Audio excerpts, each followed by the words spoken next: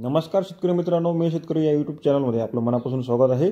शेतकरी मित्रांनो, आजच्या व्हिडिओमध्ये आपण कापूस पिकामध्ये तिसरी फवारणी आपण कोणत्या कालावधीमध्ये घेणे गरजेचे आहे, सोबतच आपण कोणकोणत्या घटकांचा वापर करणे गरजेचे आहे, त्यामध्ये बोंडअळीचे संपूर्ण नियंत्रण होणार आहे आणि जे काही आपल्या कापूस पिकामध्ये थ्रिप्स, हिरवे तुडतुडे, रस शोषणाऱ्या किडीचा मोठा प्रादुर्भाव या काळामध्ये दिसून येतो, त्याच्यावर 100% नियंत्रण मिळवण्यासाठी आपण कोणकोणत्या घटकांचा या फवारणीमध्ये समावेश करणे गरजेचे आहे याची थोडक्यात माहिती जाणून घेण्याचा प्रयत्न करणार आहोत। त्यासाठी व्हिडिओ शेवटपर्यंत पहा आणि शेतीविषयक नवनवीन माहितीसाठी आपल्या मी शेतकरी या यूट्यूब चॅनलला सबस्क्राइब नक्की करा। शेतकरी मित्रांनो, कापूस पिकामध्ये तिसरी फवारणी घेत असताना आपल्याला 55 ते 60 दिवसानंतर घेणे गरजेचे आहे। या काळामध्ये आपल्या कापूस पिकामध्ये फुलधारणा, पाती अवस्था आणि काहीशे बोंड अवस्थेमध्ये सुद्धा आपल्याला कापूस पीक हे दिसून येते। तर शेतकरी मित्रांनो, सुरुवातीच्या काळामध्ये आपल्या कापूस पिकामध्ये जे काही बोंडअळीचा प्रादुर्भाव प्रामुख्याने पाहायला मिळतो, तेव्हा बोंडअळीचे नियंत्रण करण्यासाठी आपल्याला या कापूस पिकामध्ये प्रभावी कीटकनाशक वापर करणे गरजेचे आहे। तर आता प्रभावी कीटकनाशक वापर करत असताना आपल्याला प्रोफेनोफॉस आणि सायपरमेथ्रिन हे दोन घटक असलेलं कोणत्याही कंपनीचं आपण कीटकनाशक त्यामध्ये घेऊ शकता।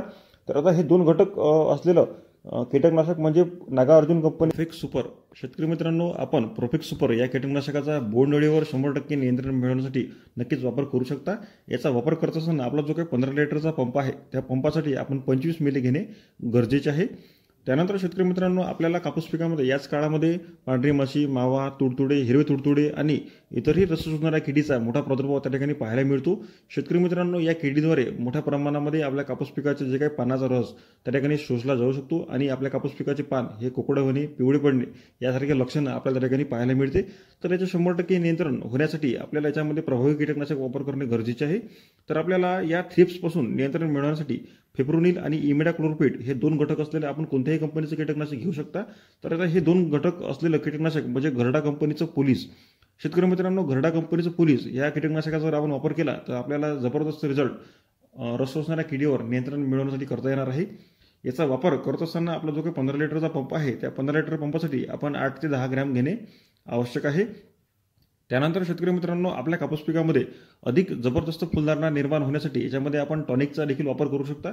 म्हणजे अधिकाधिक जर ॲमिनो बेस असलेलं टॉनिक आपण या कापूस पिकामध्ये या अवस्थेत फवारणी केलं तर आपल्याला जबरदस्त फुलधारणा आपल्या कापूस पिकामध्ये झालेली पाहायला मिळणार आहे। तर शेतकरी मित्रांनो, आता अधिकाधिक ॲमिनो बेस असलेलं टॉनिक म्हणजे सिजेंटा कंपनीचं इसाबियन या टॉनिकचा आपण नक्कीच त्यामध्ये वापर करू शकता। याचा वापर करत असताना आपला जो काही 15 लिटरचा पंप आहे, त्या पंपासाठी आपण 40 मिली घेणे गरजेचे आहे। किंवा शेतकरी मित्रांनो, आपण टाटा कंपनीचे बहार या सुद्धा टॉनिकचा वापर त्यामध्ये करू शकता। याच्यामध्ये अनेक ॲमिनो ॲसिड, प्रोटीन, व्हिटॅमिन अशा प्रकारचे अन्नद्रव्य याच्यामध्ये आहे। तर आपल्याला जबरदस्त रिझल्ट टाटा बहार या टॉनिकचा आपल्या कापूस पिकामध्ये अधिकाधिक फुलधारणा झालेली पाहायला त्या ठिकाणी मिळणार आहे। याचा वापर करत असताना आपण 35 ते 40 मिली घेणे गरजेचे आहे। त्यानंतर शेतकरी मित्रांनो, येणाऱ्या काळामध्ये जे काही आपल्या कापूस पिकामध्ये बोंडांची संख्या होणार आहे, त्यासोबतच बोंडाचा आकार आणि वजन वाढवण्यासाठी याच्यामध्ये आपल्याला विद्राव्य खताचे देखील त्या ठिकाणी समावेश करणे गरजेचे आहे। तर आता विद्राव्य खताचा वापर करत असताना आपल्याला अधिकाधिक पालाश आणि अधिकाधिक स्फुरद हे दोन घटक असलेले अन्नद्रव्य त्या ठिकाणी देणे गरजेचे आहे।